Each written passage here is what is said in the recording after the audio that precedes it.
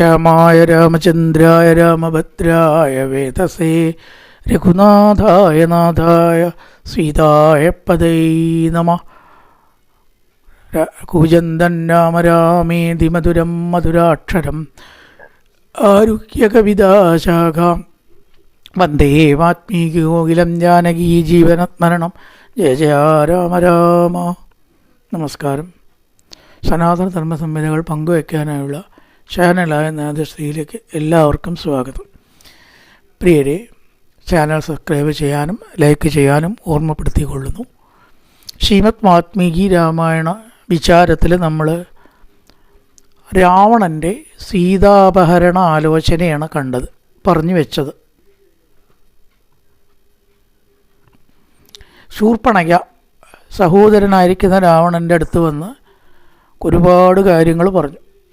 ചാരചക്ഷുഷോ വേണ്ട വിധത്തിലുള്ള ചിന്താശക്തിയോ ഇല്ലാതെ രാജസ്ഥാനത്തിരിക്കുന്നവന് നാശം സംഭവിക്കും. എൻ്റെ സ്വന്തം സഹോദരിയെ ഈ വിധം ചെയ്ത് കരദൂഷണശിരാക്കളെയും 14,000 രാക്ഷസന്മാരെയും കൊന്നിരിക്കുന്നു രാമൻ. വലിയൊരു നഷ്ടമാണ് നമുക്ക് സംഭവിച്ചിരിക്കുന്നത്. ഇതിന് നീ പ്രതികാരം ചെയ്തിട്ടില്ലെങ്കിൽ രാജാവായിട്ട് ഇവിടെ ഇരുന്നിട്ട് ഒരു കാര്യമില്ല എന്നങ്ങനെ രാവണനെ നമ്മുടെ സാധാരണ ഭാഷയിൽ പറയണ വെച്ചാൽ ഇളക്കി വിട്ടു എന്ന് പറയൂല, ഇളക്കി വിടുക. ചിന്താകുലനായി. തതശൂർപ്പണഖ്യാവാക്യം തശ്രുത്വ രോമഹർഷണം സശിവാൻ അഭ്യനുജ്ഞായ കാര്യം ബുദ്ധ്വാ ജഗാമഹ. കാര്യത്തിൻ്റെ ഗൗരവം കുറച്ചങ്ങനെ ഗ്രഹിച്ചതിന് ശേഷം എന്താണ് ചെയ്യേണ്ടത് എന്നുള്ള ഒരു ആലോചന രാവണൻ്റെ മനസ്സിലങ്ങനെ വന്നു. എന്തൊക്കെയോ ചിന്തിച്ചുറപ്പിച്ചിട്ട് വാഹനങ്ങൾ നിർത്തിയിട്ടുള്ള സ്ഥലത്തേക്ക് പോയി. എവിടേക്കോ പോകാനാണ്, അവിടെയാണല്ലോ വാഹനശാലയിലേക്ക് പോവുക. നമുക്കൊക്കെ ഒരു വാഹനം നിർത്താൻ കാർ ഷെഡ് ഒന്നല്ലേ ഉണ്ടാവുള്ളൂ. ഇവിടെ വാഹനശാല എന്ന് പറഞ്ഞത് അനവധി വാഹനങ്ങളുണ്ട്. തേര്, ഒരു തേരും 2 തേരും 3 തേരും ചിലപ്പോൾ 100 തേരും ആവില്ലല്ലോ. കാലാൾപ്പട, ചതുരംഗപ്പട എന്ന് പറഞ്ഞാൽ അനവധി തേരുകളാണ്, ഒരു തേരൊന്നുമല്ല. അതിങ്ങനെ നിർത്താനായിട്ടൊരു ശാല പണിതിരിക്കുക. അത്രയധികം തേരുകൾ, അത്രയധികം കുതിരകൾ, അത്രയധികം മാനകൾ. അതാണ് വാഹനശാല എന്ന് പറയുന്നത്. ഒരു വാഹനമൊന്നും അല്ല ലങ്കയിലുള്ളൂ എന്നർത്ഥം. സൈന്യം ആയിട്ട് വരുന്ന സമയത്ത് ആയിരക്കണക്കിന് തേരിലിരുന്നിട്ടാണ് യുദ്ധം ചെയ്യുക. ചതുരംഗപ്പടയാവുമ്പോൾ തേരൊന്നൊന്നല്ലല്ലോ. ആണ് വാഹനശാലയിൽ ചെന്നു. തിരബുദ്ധി തതോരമ്യാം യാനശാലാം ജഗാമഹ. വാഹനശാലയിലേക്ക് ചെന്നതിന് ശേഷം പോകേണ്ട സമയത്ത് ആരോടാണ് ആജ്ഞാപിക്കേണ്ടത്? എവിടെയും പുറപ്പെട്ടാൽ നമ്മൾ ഓട്ടോറിക്ഷയ്ക്ക് ഫോൺ ചെയ്യില്ലേ ഇടയ്ക്ക്. ഇവിടെ അതല്ലല്ലോ. ആരാണ് വാഹനം ഓടിക്കുന്ന തേരാളിക്ക് അതിനൊരു നേതാവ് ഉണ്ടാവും. അവന് ആജ്ഞ കൊടുത്തു. സൂതം സഞ്ജോദയാമാസാരഥം യോജിതാമിതി. വേഗം തേര് ശരിയാക്കൂ, വേഗം നല്ല ഗുണനിലവാരമുള്ള തേര് തന്നെ ആയിക്കോട്ടെ ശരിയാക്കണം എന്ന് ഓർഡർ കൊടുത്തു. എവിടേക്കോ പോകാണ്ട്, ചോദ്യമൊന്നും പാടില്ല. അവിടെ തേര് തയ്യാറാക്കാൻ പറഞ്ഞാൽ തേര് തയ്യാറാക്കുക. കാഞ്ചനൻ്റെ തമാസ്തായ കാമകം രത്നഭൂഷിതാം പിശാചവദനേരുക്ത്യാം കരൈ കാഞ്ചനഭൂഷണൈ. നാടകീയതയാണല്ലോ വാൽമീകി ഒരു പ്രത്യേകത. സ്വർണം കൊണ്ടും രത്നം കൊണ്ടും അലങ്കൃതമായിട്ട് ലങ്കയെ രാക്ഷസേശനാണ്, ചില്ലറക്കാരനല്ല. പൊട്ടിപ്പൊളിഞ്ഞ ചെറിയ തരത്തിലുള്ള ലൊക്കടത്തേര് എന്ന് പറയുമല്ലോ, ഒന്നും പറ്റില്ല അവിടെ. കാഞ്ചനൻ്റെ തമാസ്തായ, സ്വർണം കൊണ്ട് അലങ്കരിച്ച് ഇഷ്ടത്തിനനുസരിച്ച് എവിടെ വേണമെങ്കിലും അതിവേഗതയിൽ സഞ്ചരിക്കുന്ന രത്നഭൂഷിതമായിരിക്കുന്ന ഉത്തമമായിട്ട്. പക്ഷേ ഒരു കാര്യമുണ്ട്, കഴുതകൾ വലിക്കുന്ന തേരാണ്. അവിടെ അധമന്മാരങ്ങനെയാണല്ലോ. അതായത് രാക്ഷസന്മാർക്ക് കഴുതകൾ വലിക്കുന്നതായിട്ടുള്ള തേരും ആയിട്ട് കുബേരാനുജനായിരിക്കുന്ന രാക്ഷസൻ്റെ മുമ്പിൽ അതാ തേരങ്ങനെ ഉണ്ടായി കൊണ്ടുവന്ന് നിർത്തി. എന്നിട്ട് വേഗം എന്താണ്, സമുദ്രം പോലും തരണം ചെയ്യണം. ഇരമ്പുന്ന അതിൽ കയറിയിരുന്നിട്ട് യാത്ര ചെയ്യുമ്പോൾ കണ്ടതായിട്ടുള്ള കാര്യങ്ങളൊക്കെ കുറേ വർണ്ണിക്കും. സശൈലം സാഗരാനൂപാം വീര്യവാൻ അവലോകയൻ നാനാ പുഷ്പബലേർ വൃക്ഷേർ അനുകീർണം സഹത്രശ. രാവണൻ തേരിലിങ്ങനെ ആകാശത്തു കൂടെ പോകണം. ആകാശയാനങ്ങളായിട്ടുള്ള തേരുകളൊക്കെ പണ്ടുണ്ട് എന്നാണ്. ഇന്ദ്രനൊക്കെ അങ്ങനത്തേലാണ് സഞ്ചരിക്കുക, ഭൂമി കൂടെ അല്ല. അതുകൊണ്ട് ട്രാഫിക് ബ്ലോക്കൊന്നും ഉണ്ടാവില്ല, ഈ ആകാശത്തു കൂടെ പോവുകയുണ്ട്. പിന്നെ എന്തൊക്കെയാണ് കണ്ടതെന്ന് ആ പോകുന്ന പ്രതീതി നമുക്കുണ്ടാവാനാണ്. മരങ്ങൾ, പുഷ്പഫലൈർ വൃക്ഷൈർ, അനവധി വൃക്ഷങ്ങളൊക്കെ അതിവേഗം പിന്നാക്കം ഇങ്ങനെ പോവുക. വണ്ടിയും പാക്കം പോകുമ്പോഴേ നിൽക്കുന്നതായിട്ട് ഇങ്ങനെ കണ്ടു. നല്ലോണം വെള്ളം നിറഞ്ഞ താമരപ്പൊയ്കകൾ കണ്ടു. യാത്ര ചെയ്യുമ്പോൾ യാഗവേദികളുള്ള ആശ്രമങ്ങൾ പലതും ഉണ്ട്. അതുപോലെ തന്നെ പച്ചില നിറഞ്ഞതായിട്ടുള്ള പൂമരങ്ങൾ, പൈൻമരം, പന മുതലായിട്ടുള്ളതുണ്ട്. നാഗന്മാർ, ഗരുഡന്മാർ, ഗന്ധർവന്മാർ, കിന്നരന്മാരും എല്ലാം വസിക്കുന്നതായിട്ടുള്ള പലവിധ ദേവദാനവ സംഘങ്ങൾ സഞ്ചരിക്കുന്നതും ആയ സ്വർഗാദി ലോകങ്ങളും കണ്ടു എന്ന് പറയുകയാണ്. സ്വർഗലോകത്ത് ആകാശത്ത് കൂടെയൊക്കെ പോകുമ്പോൾ വിദ്യാധരാദി നാദങ്ങൾ, പാട്ട് ഇതൊക്കെ കേട്ടും കൊണ്ട് ഗന്ധർവ സരസ്സുകൾ ധാരാളം ഉള്ളതായിട്ടുള്ള പ്രത്യേകിച്ചുള്ള പല ലോകങ്ങളും സ്വർഗവും അതുപോലെ ദേവസംഘങ്ങൾ സഞ്ചരിക്കുന്നതുമായ സ്വർഗത്തെ കണ്ടു. രാവണൻ അങ്ങനെ പോവുകയാണ് ആ യാനങ്ങളിൽ, അതായത് തെളിവ് വേഗതയുള്ളതായിട്ടുള്ള തേരിൽ എന്ന് പറയുകയാണ്. പിന്നെയും പലതും ഉണ്ട്, ചോലകളായിട്ട്, പക്ഷികളായിട്ട്, മൃഗങ്ങളായിട്ട്, അങ്ങനെ നല്ല കൊമ്പുകളൊക്കെ ഉള്ള തികഞ്ഞതായിട്ടുള്ള നാൽക്കൊമ്പൻ ആന ഉണ്ടാവുമല്ലോ സ്വർഗത്തിലെ ഐരാവതം. അതിനെ പലതരത്തിലുള്ളതായ മഹർഷിമാരെ കണ്ടു. മാരീചിപർ, ആജവന്മാർ, ധൂമ്രന്മാർ, ഋഷീശ്വരന്മാർ പാർക്കുന്ന ആശ്രമങ്ങളും കണ്ടു. ഒക്കെ ഋഷി മണ്ഡല സമാഗമത്തിൽ പറഞ്ഞിട്ടുണ്ട്. മാരീചിപർ എന്ന് പറഞ്ഞാൽ പ്രകാശം മാത്രം ഭക്ഷിച്ച് ജീവിക്കണം രാത്രി. എങ്ങനെ അതൊക്കെയെന്ന് ചോദിച്ചാൽ നീ ആദ്യ ശാസ്ത്രം പഠിക്കണം. പ്രകാശം ഭക്ഷിച്ചുകൊണ്ട് ജീവിക്കുക, വായു ഭക്ഷിച്ചുകൊണ്ട് ജീവിക്കുക, വായുഭക്ഷകന്മാർ അല്ലേ. ഇങ്ങനെ പലതരത്തിൽ മഹർഷിമാരെ പറയൂ. അരണ്യകാണ്ഡത്തിൽ തുടങ്ങുമ്പോൾ പറഞ്ഞിട്ടുണ്ടത് മാരീചിപർ, ആജപന്മാർ, ധൂമ്രന്മാർ, അങ്ങനെ പലതരത്തിലുള്ളതായ മഹർഷിമാർ താമസിക്കുന്നതായിട്ടുള്ള ആശ്രമങ്ങളും തേരിൽ പോകുമ്പോൾ രാവണൻ കണ്ടു. അങ്ങനെ എന്ത് കണ്ടു? ഇന്ദ്രമന്ദിരത്തിൽ പണ്ട് ഗരുഡൻ അമൃത് കൊണ്ടുവരാൻ പോകുന്നത് പോലെ രത്നമയമായിട്ടുള്ള ഗൃഹം ഭേദിച്ച് അമൃത് എടുത്ത് ഗരുഡൻ കൊണ്ടുവന്നിട്ടുള്ളതായ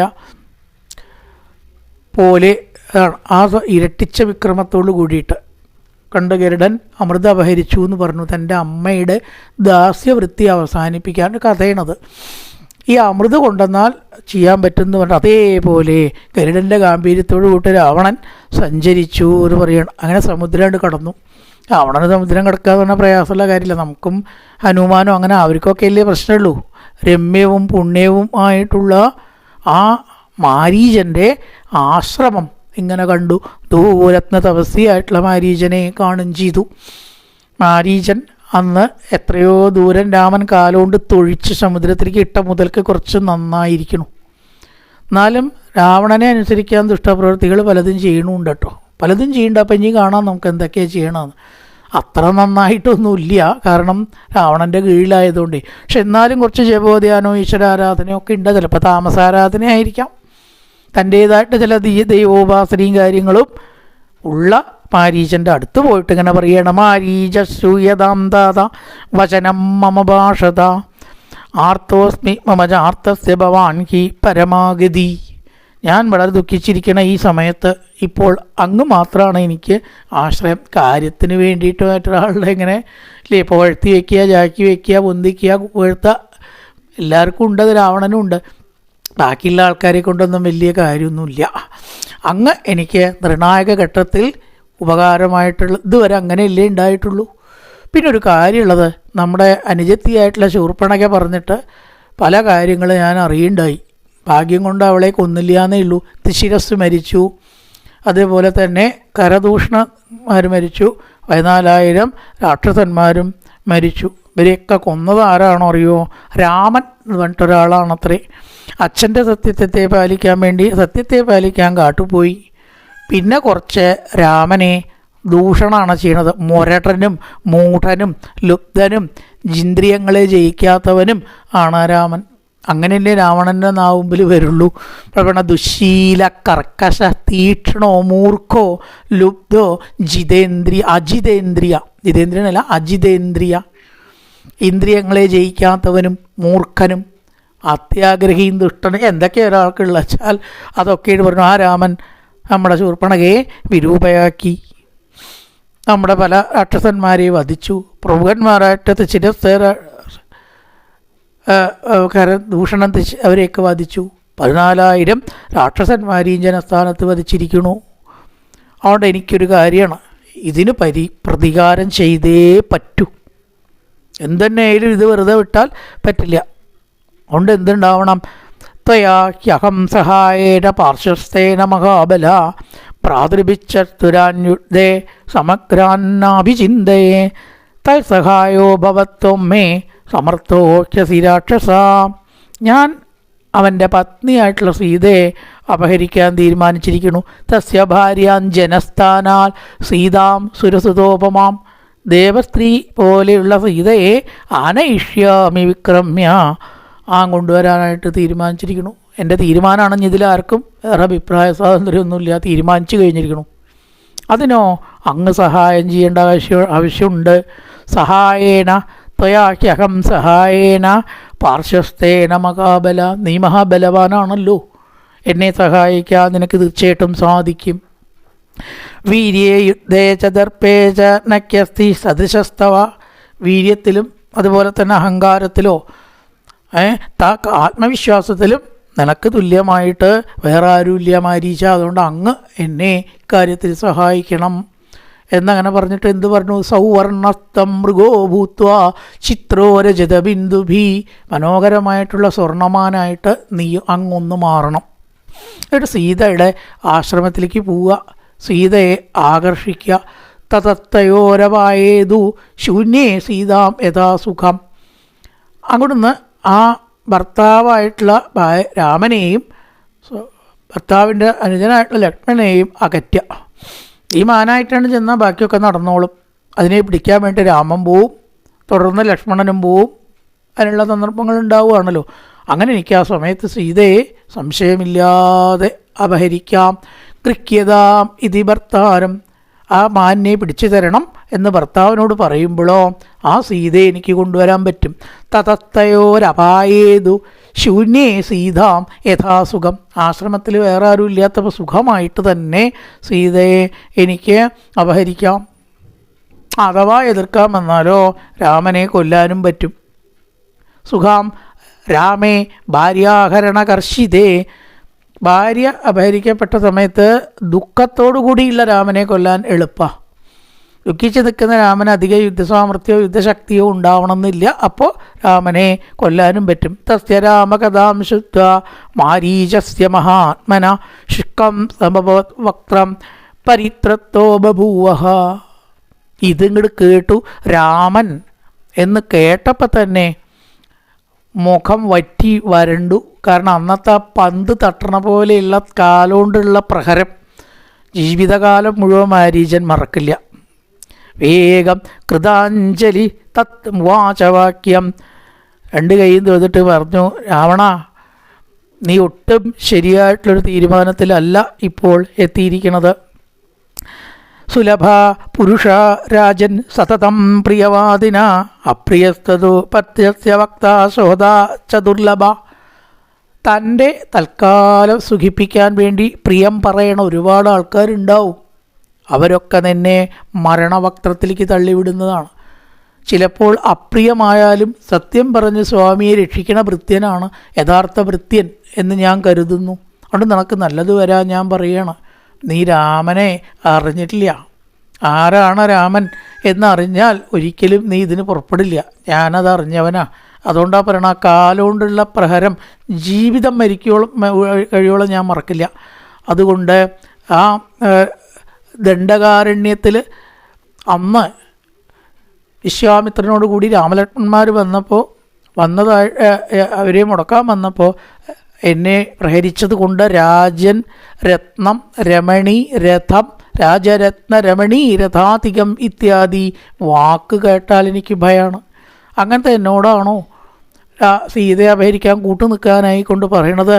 രാവണ, വലിയ ആപത്ത് നിനക്ക് വന്നുവിടാൻ പോവുകയാണ് എന്നതാ മുമ്പ് തന്നെ ഞാൻ പറയണു. അപ്പിതേ ജീവിതാന്തായ, എൻ്റെ ജീവിതം അവസാനിക്കാൻ പോവാന്ന് എനിക്ക് തോന്നണോൽപ്പന്ന ജനകാത്മജ അഭിസീതാ നിമിത്തം ജ ന ഭവേത് വ്യസനം തവാം. ഈ സീതയെ കൊട്ട് കളിച്ചാൽ നിനക്ക് സുഖമായിട്ടിരിക്കാൻ പറ്റുന്ന എങ്ങനെ നിനക്ക് ചിന്തിക്കാൻ കഴിയണം? ഇത്ര ബുദ്ധിയില്ലാണ്ടയിലോ എന്ന് പറയണം. സർവനാശം നിനക്ക് സംഭവിക്കാൻ പോവുകയാണ്. ന വിനശ്ചേൽ പുരീ ലങ്ക ത്വയാ സരാക്ഷസ. എല്ലാ രാക്ഷസന്മാരോടും കൊണ്ട് നിനക്കും ലങ്കയ്ക്കും നാശം ഉണ്ടാവാനുള്ള കാര്യമാണ് നീ ആലോചിക്കണത്. എങ്ങനെയെങ്കിലും സുഖമായിട്ട് ലങ്കയെ രക്ഷിക്കാനും അനവധി പത്നിമാർ നിനക്കുണ്ട്, അവരോട് കൂടിയിട്ടും കഴിഞ്ഞുകൂടാൻ ആലോചിച്ചിട്ട് ലങ്കയെ രക്ഷിക്കേണ്ടതിന് പകരം ഇങ്ങനത്തെ ഒരാശയം എവിടുന്നാ നിനക്ക് കിട്ടിയത്? നീ പറഞ്ഞുല്ലോ രാമൻ ലുബ്ധനാണ്, ദുശ്ശീലനാണ്, അതുപോലെ തന്നെ ക്രൂരനും നിഷ്ഠനും മൂഢൊക്കെയാണെന്ന്. ഒരിക്കലുമല്ല. ന സ പിത്ര പരിത്യക്തോ ന അമര്യാദ കഥാജന. മര്യാദ ഇല്ലാത്തവനല്ല രാമൻ.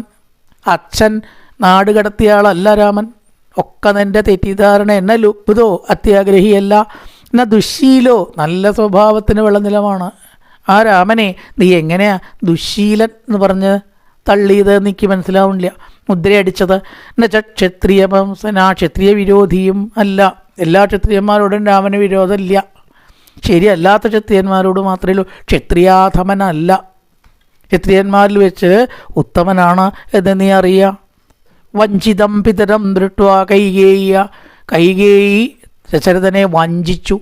അങ്ങനെ വരം വാങ്ങിയിട്ട് മാത്രം കാട്ടിൽ വരേണ്ട ഒരവസ്ഥ വന്നതാണ്.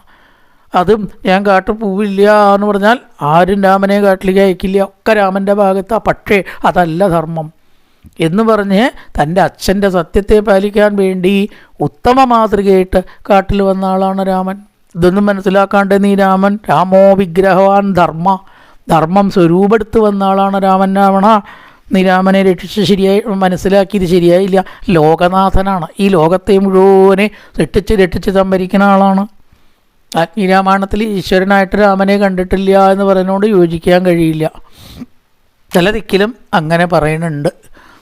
അവസാനം ഫലശ്രുതി പറയുമ്പോഴും അങ്ങനെയാണ് പറയണം. ലോകത്തെ രക്ഷിച്ച് സംഭരിക്കുന്ന വിഷ്ണുവാണ് രാമനെന്നും അനന്തനാണ് ലക്ഷ്മണൻ എന്നും വ്യക്തമായിട്ട് പറയുന്നു.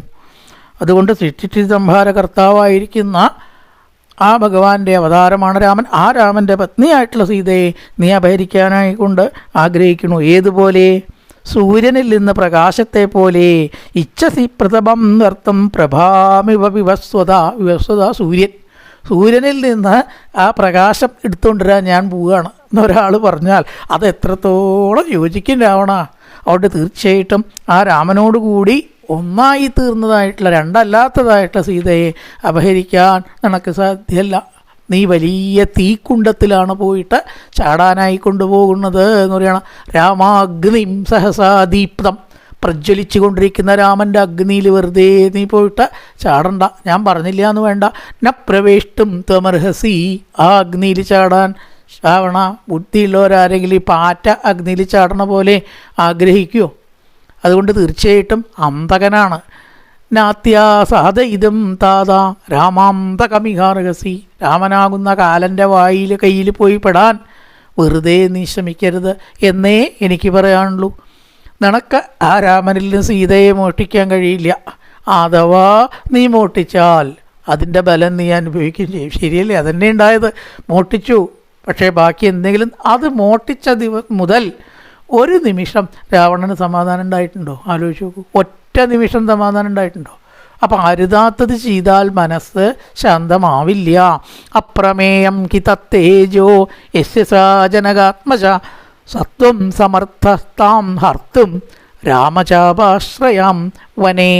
രാമനെ ആശ്രയിക്കുന്ന ആ സീതയെ ഒരു കാലത്തും നിനക്ക് അപഹരിക്കാൻ സാധ്യമല്ല. അഥവാ നീ അപഹരിച്ചാൽ നീ അഗ്നിയിൽ വീണ് പാറ്റ നശിക്കണ പോലെ ഉറപ്പാണ് നിൻ്റെ നാശം. അഥവാ എങ്ങനെയെങ്കിലും നീ കൊണ്ടുവന്നു വിചാരിക്കാം, നിനക്കത് അനുഭവിക്കാൻ സാധിക്കില്ല. പിന്നെ എന്തിനാ രാവണ ഇതിന് ക്ഷമിക്കണത്? ആ രാമൻ ഏത് നിമിഷം നിന്നെ കണ്ടുവോ ആ ക്ഷണം നിൻ്റെ അന്ത്യശ്വാസമായിരിക്കും എന്ന് പറയണം. കാണേണ്ട താമസം മാത്രമേ ഉള്ളൂ. അതോടുകൂടി നിൻ്റെ ജീവിതം തൊലയും. ദൃഷ്ടച്ചേത് കണ്ടു കഴിഞ്ഞാൽ ദൃഷ്ടച്ചേത്തൻ രണേതേന.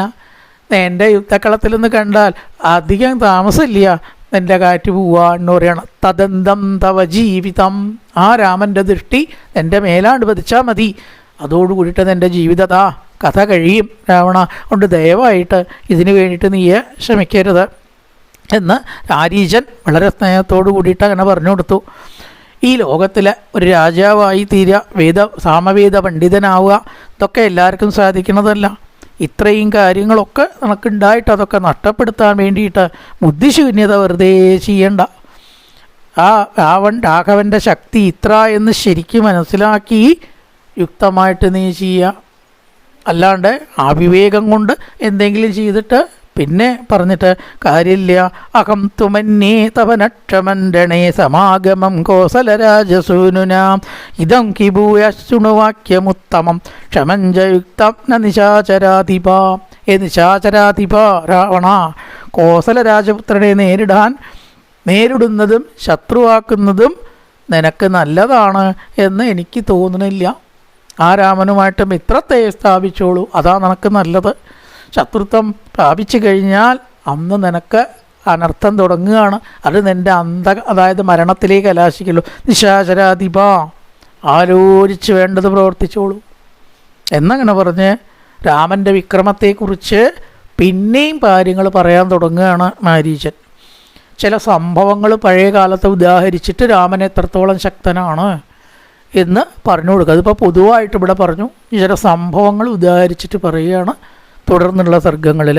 പൂർവൻ രാമതപോവനാധിഗമനം മത്വാ മൃഗങ്കാഞ്ചനം വൈദേഹീഹരണം ജടായുമരണം സുഗ്രീവ സംഭാഷണം ബാലീ നിഗ്രഹണന്തമുദ്രതരണം ലങ്കാപുരീദാഹനം പശ്ചാത്രാവണ കുംഭകർണനിധനം നേതത്യ രാമായണം രാമായ രാമചന്ദ്രായ രാമഭദ്രായ വേതസേ രഘുനാഥായ നാഥായ സീതായ പദേ നമഃ. ഓം പൂർണ്ണമദ പൂർണ്ണമിദം പൂർണ്ണാത് പൂർണ്ണമുദച്യത്തെ പൂർണ്ണസ്യ പൂർണ്ണമാദായ പൂർണ്ണമേവാവശിഷ്യത്തെ. ഓം ശാന്തി ശാന്തി ശാന്തി. ഹരി ഓം ശ്രീ ഗുരുഭ്യോ നമഃ. ഹരി ഓം.